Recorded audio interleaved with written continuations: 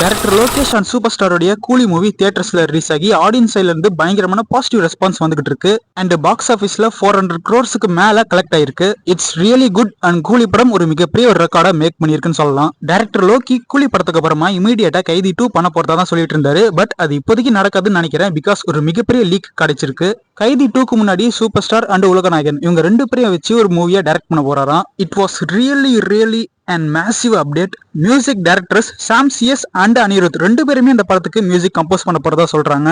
But still it's not official, இன்னும் confirm ஆகல. இது ஒரு லீக்கா தான் கிடைச்சிருக்கு. இத பத்தின அபிஷியல் அனௌன்ஸ்மெண்ட் வருமான்னு சொல்லி ஃபேன்ஸ் எல்லாரும் எக்ஸ்பெக்ட் பண்ணிட்டு இருக்காங்க.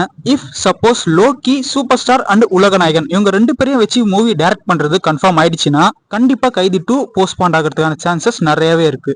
ஆர் மேபி கைதி 2 பண்ணிட்டு இந்த ப்ராஜெக்டை பண்ணலாம். அகைன் இது ஒரு லீக் தான். பட் தலைவர் அண்ட் ஆண்டவர் 2 பேருமே ஒன்னா நடிக்கிறது கன்ஃபார்ம் ஆச்சுன்னா ரியலி மைண்ட் ப்ளோயிங் அண்ட் பயங்கரமா இருக்கும். சோ இந்த அப்டேட்டை பத்தி நீங்க என்ன நினைக்கிறீங்க?